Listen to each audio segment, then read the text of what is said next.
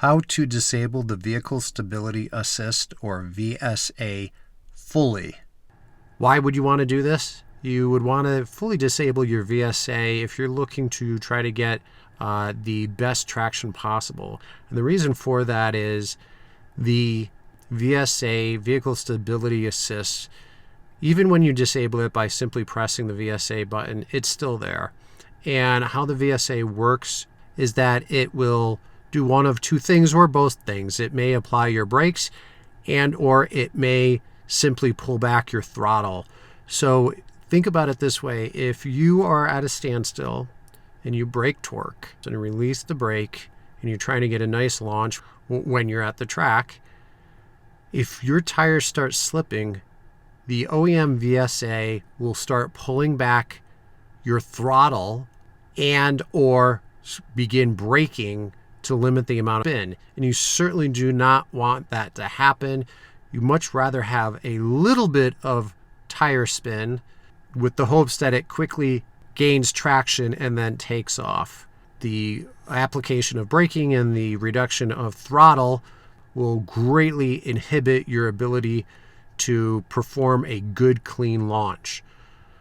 So let me just be clear here. I'm not saying that spinning your tires down the 60-foot will get you a good quarter-mile time.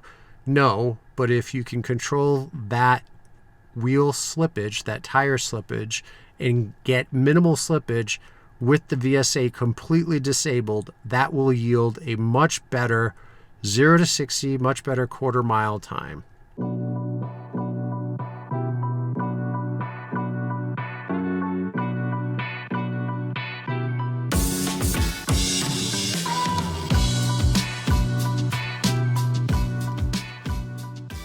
You may believe that fully disabling the VSA is a simple matter of pressing the VSA button, which is located to the lower left of the steering wheel. This button right here. When you press this, you will receive an indication on your dash, as well as the VSA off warning light at the top left. Your VSA is not fully disabled at this point.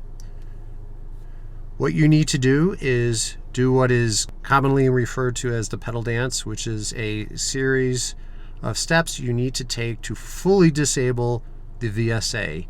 You'll know your VSA is fully disabled. So to start the pedal dance process, the first step in the process is to ensure you have the parking brake applied. Once you've done that, go ahead and start your car, but do not turn on the engine.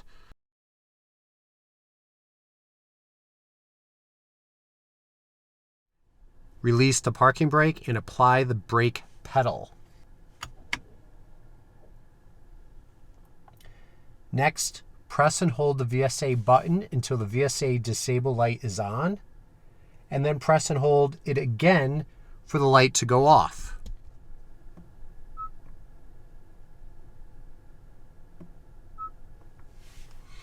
Now switch on the parking brake and release the brake pedal.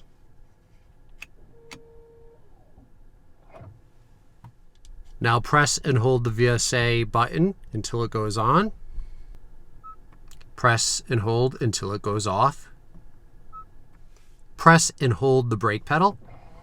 Now press and hold the VSA button until it goes on.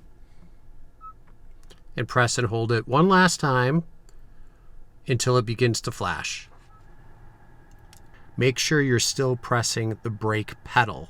A lot of people will try this and they'll release the brake pedal before pressing the VSA button. So you'll know that the VSA is fully disabled once you get that flashing light.